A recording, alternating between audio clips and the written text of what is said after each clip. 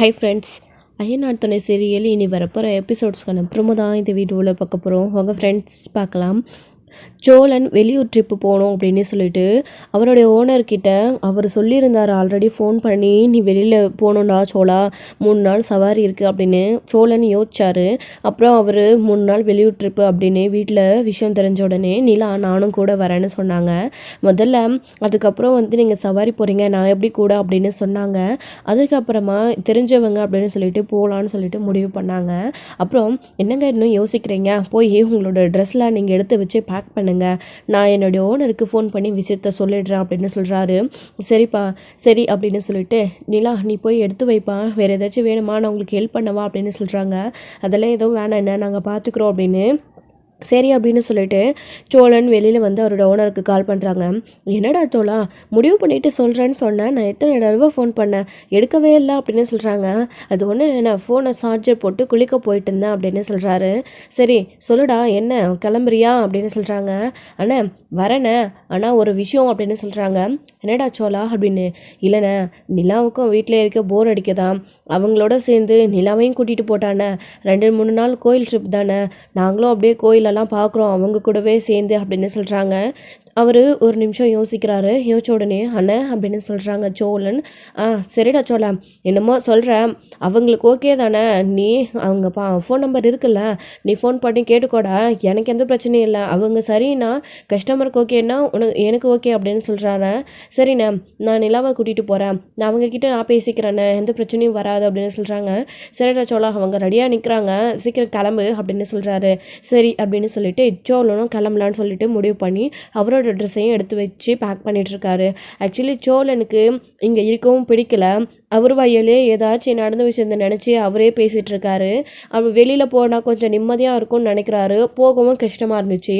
இப்போ நிலா கூட வரேன் அப்படின்னு சொன்ன உடனே சோழனும் போகிறேன்னு சொல்கிறாங்க. இப்போ அந்த பாட்டிக்கு, அதாவது கஸ்டமருக்கு கால் பண்ணி விஷயத்த சொல்கிறாங்க சோழன்.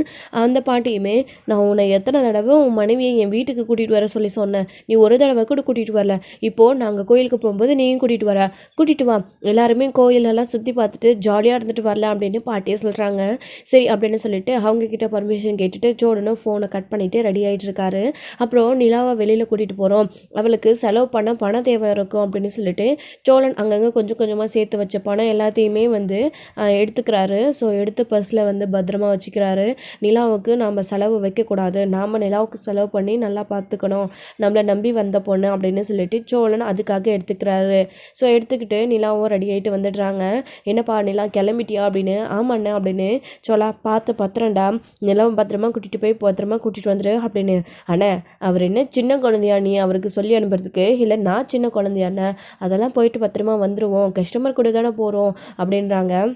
ஆமாண்ணா, நாங்கள் எப்படியும் போயிட்டு வர 2-3 நாள் ஆகிடும், பார்த்துக்கோங்கண்ணா, நாங்கள் போயிட்டு வரோம் அப்படின்னு சோழன் சொல்கிறாரு. சரிடா சோழா, பத்திரமா இருங்கடா. சரிப்பா நிலா, இதாப்பா கொஞ்சம் செலவுக்கு காசு அப்படின்னு சரின்னு கொடுக்குறாரு. அண்ணா என்னென்ன என்கிட்ட இருக்குண்ணே, நீங்கள் வைங்க அப்படின்னு சொல்கிறாங்க. இல்லைப்பா நிலா, இதா புடியும் அப்படின்னு. ஏன்னா இப்போ நான் வேலைக்கு போகாமல் இருக்கிறதுனால என்கிட்ட பணம் இருக்காதுன்னு நினைக்கிறீங்களா, அதெல்லாம் இருக்குண்ணே, சேலரி மாதம் வாங்கி என்கிட்ட தானே இருக்குது, எனக்கு என்ன செலவு இருக்குது, இதோ நான் கம்பெனிலேருந்து நிற்கிறதுக்கு முன்னாடி கூட என்னோடய ஃபுல் சேலரியை செட்டில் பண்ணி தானே என்னை எடுத்துனாங்க, என்னோடய சேலரி எல்லாம் வந்துடுச்சுன்னு நானே பார்த்துக்கிறேன் அப்படின்னு சொல்கிறாங்க. நிலா அதெல்லாமும் இருக்கட்டும், கொஞ்சம் வச்சுக்கோப்பான்னு கொடுக்கவும் செய்கிறாங்க. இல்லை வேண்டவே வேண்டான்னு எல்லாம் சொல்கிறாங்க. நீங்கள் ஆசைப்படுறன்றதுக்காக சரி நான் இதுலேருந்து நான் 100 ரூபாய் எடுத்துக்கிறேன் அப்படின்னு நிலா அதுலேருந்து ஒரு 100 ரூபாய் மட்டும் எடுத்துக்கிறாங்க. என்னப்பா நீ அப்படின்னு. சோழா நீயாச்சும் புடிடா அப்படின்னு. இல்லைண்ணா என்கிட்ட பணம் இருக்குது, நானும் வச்சுருக்கேன் அப்படின்னு சொல்லிட்டு யாருமே வேண்டான்னு சொல்கிறதுனால சரி பார்த்து கிளம்புங்க, நானும் சைட்டுக்கு தான் கிளம்புறேன் அப்படின்னு. அண்ணே பல்லவன்கிட்ட கொஞ்சம் பேசுங்கண்ணா, அவன் காலையிலே சாப்பிடாம போயிட்டான், பேசித்தோனைக்கு ஆள் இல்லாமல் அவன் ஒரு மாதிரியாக இருக்க போகிறான், நான் போயிட்டு வந்துடுறேண்ணே அப்படின்லாம் சொல்கிறாங்க. சரிப்பா இதெல்லாம் நீ நினச்சி நீ கவலைப்படாத, நீ பத்திரமா போயிட்டு வா அப்படின்னு சொல்கிறாங்க. அவங்களுக்கு 2 பேரும் கிளம்பி கஸ்டமர் வீட்டாண்ட போய் நிற்கிறாங்க. கஸ்டமர் வீட்டாண்ட போய் நின்ன உடனே கீழே நின்று இறங்குறாங்க. இதாங்க அவங்க வீடு அப்படின்னு சோழன் நிலாவுக்கு சொல்கிறாங்க. அப்படியா அப்படின்ன உடனே, சரிங்க நீங்கள் இங்கே நிற்கிறீங்களா இல்லை உள்ளே வரீங்களா, நான் போய் அவங்கள கூட்டிகிட்டு வரேன் அப்படின்னு சொல்கிறாங்க. நானும் வர சோழன் அப்படின்னு சொல்லிட்டு 2 பேருமே உள்ளே போகிறாங்க. பாட்டி தாத்தா ரெடி ஆயிட்டிங்களா, கிளம்பலாமா அப்படின்னு சோழன் வரவும், சோழா வந்துட்டியாப்பா அப்படின்னு பாட்டியும் தாத்தாவும் உள்ளேருந்து சந்தோஷமாக வராங்க. பேராண்டி எப்படியா இருக்க அப்படின்னு ஓடி வந்து கட்டி பிடிச்சிக்கிறாங்க. என்ன நான் கூப்பிட்டா வரமாட்டேன்னு சொல்கிறியா, வேற ஆள் அனுப்புகிறேன்னு சொல்கிறியா, இந்த பாட்டி மேலே உனக்கு பாசம் இல்லையா அப்படின்னு அவங்க பேசுகிறாங்க. அப்படிலாம் ஒன்றும் இல்லை பாட்டி அப்படின்னு. அச்சோ என்னாச்சு, என் பேரனுக்கு அடிபட்டுருக்கு, எங்கேயாச்சும் கீழே விழுந்துட்டியா இல்லை காரில் எங்கேயாச்சும் மோதிட்டியா அப்படின்னு சொல்லி பாசமாக கேட்குறாங்க. அதெல்லாம் ஒன்றும் இல்லை பாட்டி, தெரியாமல் இடிச்சுக்கிட்டேன் அவ்வளோதான் அப்படின்னு சொல்கிறாங்க.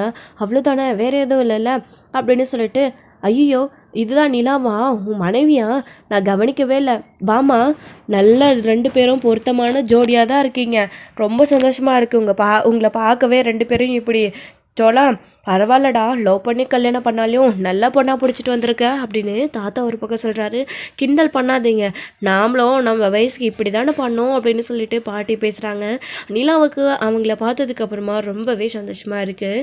சரி கிளம்பலாமா, நேரம் ஆகுது, இப்போ போனால் தானே அடுத்தடுத்து ஒவ்வொரு கோயிலாக பார்க்க முடியும், வெயில் டைம் வேறு, காலையிலே கோயில் பார்த்துட்டோம் அப்படின்னா மதியம் வெயில் டைமில் ட்ராவல் பண்ணலாம், அதுக்கப்புறம் வெயில் தாழ்ந்த பின்னாடி இன்னொரு கோயிலை பார்க்கலாம் அப்படின்னு சொல்கிறாங்க.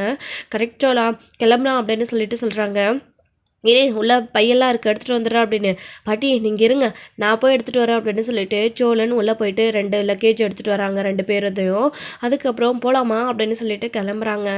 சோழன் ரொம்ப நல்ல பையன் தெரியுமா, காரில் எங்களெல்லாம் கூட்டிகிட்டு போகும்போது பத்திரமா பொறுமையாக கூட்டிகிட்டு வந்து சேர்ப்பான்.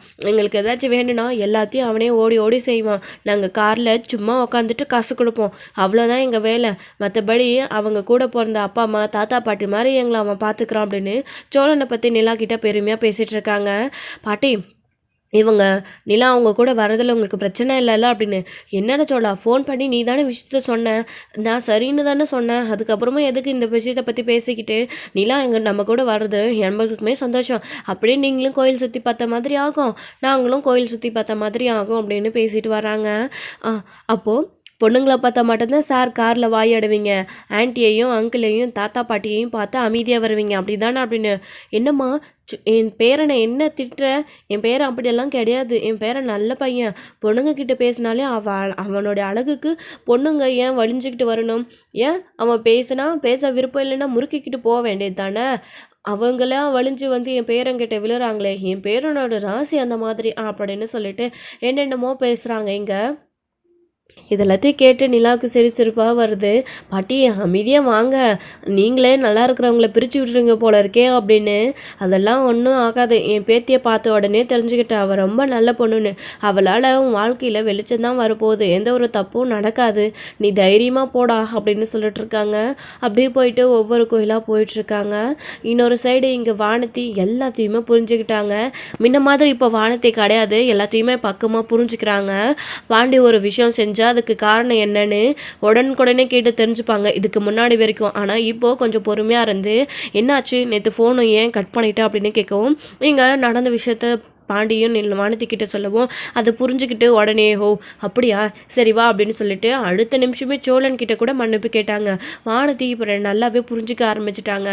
பாண்டி உன்னை எங்கன்னா கல்யாணம் பண்ணிக்கிட்டா நம்மளோட வாழ்க்கையை எப்படி போகும்னு நினச்சி கூட பார்க்க முடியல, ரொம்ப பயமாக இருக்குது, இப்படியெல்லாம் சண்டை போடுறத நினச்சா, அதனால தான் அப்படின்னு சொன்ன உடனே அப்போது நம்மளை நினச்சி பாண்டி பயப்படுறான், நம்ம இப்படி நடந்துக்க கூடாது அப்படின்னு வானதி அடுத்த நிமிஷமே மாறிட்டாங்க. இப்போ வானதியுமே ரொம்ப ரொம்ப நல்ல பொண்ணாயிட்டாங்க.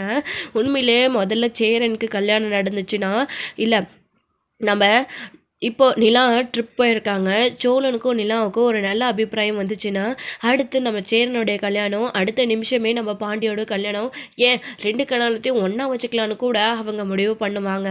அந்த அளவுக்கு இப்போ எல்லாருமே அவங்கள புரிஞ்சுக்க ஆரம்பிச்சிட்டாங்க. சந்தா சைட்டுக்கு போகிறாங்க. சைட்டுக்கு போனதுக்கப்புறமா அங்கே அவங்களுடைய அதாவது சேரனை பார்த்து பேசுகிறாங்க. ஸ்வீட் செஞ்சு கொண்டு வந்திருக்கேன்னு கொடுக்குறாங்க வழக்கம் போல்.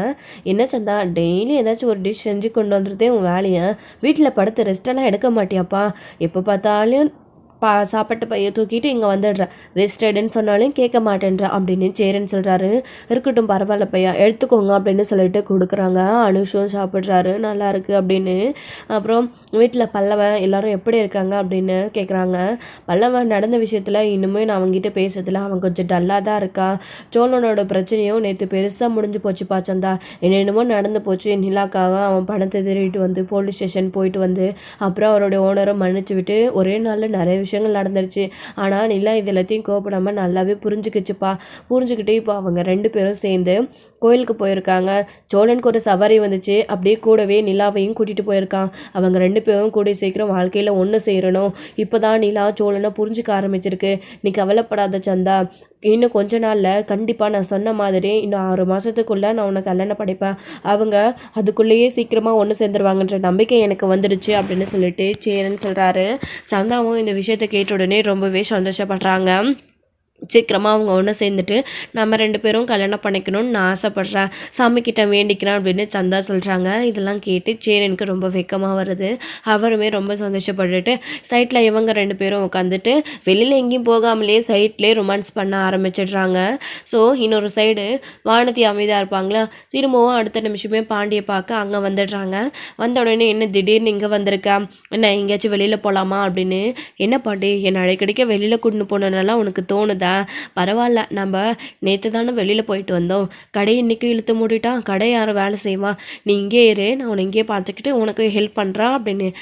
இங்கே நீ எனக்கு ஹெல்ப் பண்ண என்னடி வேலை இருக்குது, சமையல் வேலையா இல்லை வேறு ஏதாச்சும் வேலையா, நீ எனக்கு ஹெல்ப் பண்ணுறதுக்கு மெக்கானிக்கல் வேலைடி, நீ என்ன பண்ண முடியும் அப்படின்னு. நீ உட்காந்துக்கிட்டு அதை எடுத்துக்கூட இதை எடுத்துக்கூடன்னு கேளு, நான் தரேன் அப்படின்னு சொல்கிறாங்க.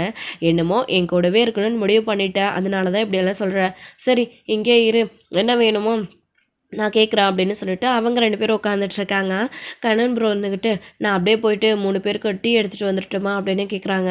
அடிக்கிற வேலுக்கு டீயா, அண்ணே நீங்கள் வேணால் டீ குடிங்க, எனக்கும் பாண்டிக்கும் ஜில்லுன்னு ஜூஸ் வாங்கிட்டு வாங்க, இந்தாங்க காசு அப்படின்னு வானதி தர்றாங்க. பாடுறா, முதல்ல காசு கொடுத்து போய் வாங்கிட்டு வான்னு சொல்கிற ஜூஸ் அப்படின்னு சொல்கிறாங்க. ஏன்னு அப்படின்னு கேட்குறாங்க. அது ஒன்றும் இல்லை, மாறிட்டு போல இருக்கே பாண்டியனை, உண்மையிலே வானதி ரொம்ப நல்ல பொண்ணு, நீங்கள் எப்படி ஆசைப்படுறீங்களோ அதுக்கேற்ற மாதிரி வானதி தன்னை மாற்றிக்கிறாங்க, சீக்கிரமாக வானதி கல்யாணம் பண்ணிக்கோண்ணே அப்படின்னு சொல்கிறாங்க. டேய் நீ போடா, முதல்ல போய் வாங்கிட்டு வா அப்படின்னு பாண்டி சொல்கிறாரு. வானதி, அவன் சொல்கிறதெல்லாம் நிஜம்தான், உண்மையிலே நீ முன்ன மாதிரி இல்லை, எல்லாத்தையும் புரிஞ்சுக்க ஆரம்பிச்சிட்ட, இப்படியே இரு, இப்போ தான் எனக்கு உன்னை ரொம்ப பிடிச்சிருக்கு, கவலைப்படாத. சோழனை அவங்க புரிஞ்சுக்க ஆரம்பிச்சிட்டாங்க. அவங்க 2 பேரும் சேர்ந்து இன்றைக்கி கூட கோயிலுக்கு போயிருக்கிறதா அண்ணன் சொல்லிச்சு. நான் கிளம்பி வேலைக்கு வந்துட்டதுக்கப்புறமா அவங்க கோயிலுக்கு போயிருக்காங்க, 3 நாள் வெளியில் ட்ரிப் மாதிரி போயிருக்காங்க. நீ கவலைப்படாத, அவங்க ஒன்று சேர்ந்ததும் அடுத்து அண்ணனுக்கு கல்யாணத்தை பண்ணி வச்சுட்டு நீ நானும் கல்யாணம் பண்ணிக்கலாம், சீக்கிரமாக இதே மாதிரி இருந்தேன்னா உன்னை நான் சீக்கிரம் கல்யாணம் பண்ணிக்கிறேன் அப்படின்னு சொல்கிறாங்க. சரி பாண்டியம், ஆனால் நம்ம கல்யாணம் ஆகிறதுக்குள்ளே திரும்பவும் ரூம் எல்லாம் அது இல்லைன்னாலாம் என்கிட்ட சாடி சொல்லக்கூடாது, நான் கல்யாணமாகி வரத்துக்குள்ளே ஏதாச்சும் ஏற்பாடு பண்ணு, நமக்கு ஒரு ரூம் கட்டு என்ன அப்படின்னு சொல்கிறாங்க. கவலைப்படாத, அண்ணங்கிட்ட சொல்லி கொஞ்சமாக பணம் சேர்ந்ததும் கட்ட ஆரம்பிச்சிடுறேன் அப்படின்னு சொல்கிறாங்க. அவசரமாக கட்டுறதுனால சின்ன ரூமாக கட்டிடாத பாண்டி, நமக்கு குழந்தெல்லாம் பிறக்கும், எல்லாரோடும் சேர்ந்து இருக்கணும், அதனால நல்லா பெரிய ரூமாக கட்டு அப்படின்னு சொல்கிறாங்க. கட்டுறேன்டி அப்படின்னு சொல்லிட்டு பாண்டி சிரிக்க ஆரம்பிக்கிறாங்க. 2 பேரும் இங்கே உட்காந்து ரொமான்ஸ் பண்ணிகிட்டு இருக்காங்க. இன்னொரு சைடு அங்கே சோழன் ஒரு கோயிலில் போய் நடத்துகிறாங்க, காமாட்சி அம்மன் கோயிலில். அங்கே போயிட்டு சாமி கும்பிட்றாங்க. வேண்டுக்கம்மா, நீ வேண்டுதல் வச்சா எது வேணாலும் நடக்கும், அடுத்த தடவை நீயும் என் பேரனும் 2 பேரும் சேர்ந்து வந்து இந்த கோயிலுக்கு உங்கள் குழந்தையோடு இந்த கோயிலை வந்து பார்த்துட்டு போவீங்க அப்படின்னெல்லாம் வாழ்த்துறாங்க. இதெல்லாம் கேட்கும்போது சோழனுக்கு என்ன பேசுறதுன்னே தெரியல. சட்டுன்னு பாட்டி அவங்க பாட்டுக்கு என்னென்னமோ பேசுகிறாங்க. நிலாவுக்குமே என்ன பண்ணுறதுன்னு தெரியல. அவங்க சொல்லதை கேட்டு அமைதியாக தான் இருக்காங்க. சாமியும் கும்பிட்டுடுறாங்க. கும்பிட்டதுக்கப்புறமா சாமி வெளியில் வந்து 2 பேருக்கும் விபூதி வைக்கிறாங்க. அதுக்கப்புறம் வேண்டுதலுக்காக பாட்டியும் தாத்தாவும் மாலை வாங்கி அர்ச்சனை பண்ணாங்க. அந்த மாலையை கொடுக்குறாங்க. அந்த மாலையை கொடுத்து நீங்கள் 2 பேரும் மாற்றிக்கோங்க அப்படின்னு சொல்கிறாங்க. அதை நிலா ரொம்ப அதிர்ச்சியில் பார்க்குறாங்க. நாங்கள் எதுக்கு பாட்டி அப்படின்னு. பேராண்டி, நான் சொல்கிறேன்ல, பேத்தி கழுத்தில் போடு, நீ என் பேரன் கழுத்தில் போடு அப்படின்னு சொல்கிறாங்க. ஸோ இதை சாட்சாட்சி வந்து அந்த சாமி முன்னாடி இவங்க 2 பேரும் கல்யாணம் பண்ணிக்கிறதுக்கு சமம். ஏற்கனவே உங்களுக்கு தான் கல்யாணம் ஆயிடுச்சுல, என்ன இப்படி தயங்குறீங்க, மாற்றிக்கோங்க அப்படின்னு பாட்டியும் தாத்தாவும் சொல்கிறதுனால வேறு வழியே இல்லாமல் சோழனும் நிலாவும் நிறைய விஷயங்களை சேர்ந்து பண்ணுற மாதிரி இருக்குது. இதனால் நிலாவுக்கும் சோழன் 2 பேருக்குமே ஒருத்தருக்கு ஒருத்தர் புரிதல் அதிகமாகிட்டே தான் வருது. போகிற வழியில் காலையில் சாப்பிடலாம் அப்படின்னு சொல்லிட்டு இட்லி, தோசை இந்த மாதிரி ஐட்டம்ஸ்லாம் போயிட்டு சாப்பிட்டுட்டு அதுக்கப்புறம் ரூம் எடுத்து எங்கேயாச்சும் தங்கலாம் அப்படின்னு சொல்லிட்டு ஒரே ஊரில் தங்கி சுற்றி இருக்கிற எல்லா கோயிலையும் பார்க்கலாம் அப்படின்னு சொல்லிட்டு ஸோ காஞ்சிபுரத்துக்கிட்ட போயிட்டு ஒரு ரூம் எடுத்து தங்குறாங்க. அப்போது நிலாவுக்கு சோழனுக்கு ஒரு ரூமு, தாத்தா பாட்டிக்கு ஒரு ரூமுன்னு 2 ரூம் தான் அங்கே இருக்குது. சோழன் இன்னொரு ரூம் கிடைக்குமான்னு கேட்டு பார்க்குறாங்க. உடனே தாத்தாவும் பாட்டியும் அமைதியாக இருப்பாங்களே, எதுக்கு இன்னொரு ரூம் அப்படின்னு கேட்குறாங்க. அதான் ரூம் இல்லை 2 ரூம் தான் இருக்குன்னு சொன்னாங்கல்ல, ஆல்ரெடி நான் புக் பண்ணிட்டேன், நமக்கு 2 ரூம் தான் இருக்குது அப்படின்னு சொல்கிறாங்க பாட்டி. இல்லை பாட்டி அது வந்து அப்படின்னு சோழன், விடுங்க, நமக்குள்ளே இருக்கிறது பாட்டிக்கும் தாத்தாக்கும் என்ன தெரியும் அப்படின்னு நிலா சொல்கிறாங்க. சோழனை அமைதியாயிடுறாங்க. கடவுளே, இந்த தடவையாச்சு நிலாவும் நானும் ஒரே ரூமில் இருக்கிறதுனாலே எங்களுக்குள்ள புரிதல் வரணும் அப்படின்னு சோழன் வேண்டிக்கிறாங்க. சரிப்பா ராணி, நீ போய் ரெஸ்ட் எடு, நாங்களும் ரெஸ்ட் எடுக்கிறோம், அப்புறமா 1/2 hour கழிச்சு நம்ம போயிட்டு வரலாம் இன்னொரு கோயிலுக்கு அப்படின்னு சொல்லிட்டு பாட்டியும் தாத்தாவும் ரெஸ்ட் எடுக்க போயிடுறாங்க. உள்ள ரூம்குள்ளே போயிட்டு நிலாவும் சோழனும் ரெஸ்ட் எடுக்கிறாங்க. பெட் கூட அங்கே எக்ஸ்ட்ராவாக இல்லை, டபுள் பெட்ரூம் தான் இருக்குது. அதாவது 2 பெட்ரூம் போட்டு 2 ஆள் படுக்கிற மாதிரி கட்டல் தான் இருக்குது. ஸோ அதுலேயே வந்து 2 பேரும் வந்து கொஞ்ச நேரம் ரெஸ்ட் எடுக்கிறாங்க. கொஞ்ச நேரம் கழித்து திரும்பவும் இன்னொரு கோயிலுக்கு போகலான்ட்டு ஃப்ரெஷ்ஷப் ஆகிட்டு குளிச்சுட்டு நிலா வராங்க. நிலா இந்த தடவை சாரியில் வராங்க. சோழன் இதை பார்த்துட்டு ரொம்பவே சந்தோஷப்படுறாரு. நல்லா சூப்பராக இருக்கீங்க, உங்களுக்கு சாரீ அழகாக இருக்குது அப்படின்னு. எங்க வழக்கம் போல் கலாய்க்காதீங்க, நீங்கள் இந்த சாரிலையும் சூப்பராக இருக்கீங்க அப்படின்னு சொல்கிறாங்க. சோழன் செல்ஃபி எடுத்துக்கலாமா அப்படின்னு சொல்லிட்டு நிலாவே கேட்குறாங்க. சரிங்க அப்படின்னு சொல்லிட்டு சோழனும் செல்ஃபி எடுக்கிறாங்க. அதுக்கப்புறமா வந்துட்டு 2 பேரும் செல்ஃபி எடுத்துகிட்டு ஸ்டேட்டஸ் எல்லாம் போட்டுட்டு வந்து கோயிலுக்கு கிளம்பி போகிறாங்க. ராகவ் இந்த ஸ்டேட்டஸை பார்க்குறாரு. பார்த்துட்டு அவருக்கு பயங்கரமான கோவம் வருது. நீலாவும் அந்த சோழனும் அந்த டிரைவர் பையனும் இப்படியெல்லாம் வந்து ஸ்டேட்டஸ் போட்டிருக்காங்க. அவங்க 2 பேரும் எங்கே போயிருக்காங்க அப்படின்னு சொல்லிட்டு அடுத்தடுத்து கோயிலுக்கு போகிறது, அவங்க ஐஸ்கிரீம் சாப்பிட்றது, ஹோட்டலில் சாப்பிட்றது, அடுத்து வந்து அவங்க மாலை மாற்றிக்கினது, இந்த மாதிரி நிறைய விஷயங்களை ஃபோட்டோ எடுத்து எல்லாத்தையுமே ஸ்டேட்டஸில் போடுறாங்க. இது எல்லாத்தையும் பாண்டியும் வானத்திக்கிட்ட காட்டுறாரு. இங்கே பாரு அப்படின்னு சொல்லிட்டு அடுத்து மதியம் சாப்பிடும்போது சேரனும் இந்த விஷயத்தில் இதை பற்றி இந்த ஃபோட்டோஸ்லாம் நம்ம சந்தா கிட்டே காட்டுறாங்க. பல்லவன் கூட இந்த ஸ்டேட்டஸ் எல்லாம் பார்க்குறாங்க. இது எல்லாத்தையும் பார்க்கும்போது அவங்களுமே ரொம்பவே சந்தோஷப்படுறாங்க. இவங்க 2 பேரும் கூட சீக்கிரமே ஒன்று சேர்ந்துடணும் அப்படின்னு. அதுக்கேற்ற மாதிரி தான் நீலாவும் சோழனும் அங்கே வந்து சந்தோஷமாக இருக்காங்க. நம்ம தாத்தா பாட்டியும் அவங்கள ஒன்று சேர்ந்து இருக்கிற மாதிரி நிறைய சுச்சுவேஷனில் உருவாக்கியும் வந்து கொடுக்குறாங்க. ஸோ இதோட இந்த எபிசோட் வந்து முடிச்சிருக்காங்க. அடுத்தடுத்த எபிசோடில் என்ன நடக்க போகுது, வெளியூர் ட்ரிப் முடிச்சுட்டு வீட்டுக்கு வரும்போது அவங்க 2 பேரும் மனப்பூர்வமாக ஹஸ்பண்ட் அண்ட் ஒய்ஃபாக வீட்டுக்கு வரணும் அப்படின்னு யாரெல்லாம் நினைக்கிறீங்களோ அவங்க இந்த வீடியோக்கு லைக் பண்ணுங்கள், ஷேர் பண்ணுங்கள், கமெண்ட் பண்ணுங்கள். மறக்காமல் பெல் ஐக்கானை கிளிக் பண்ணி வச்சுக்கோங்க.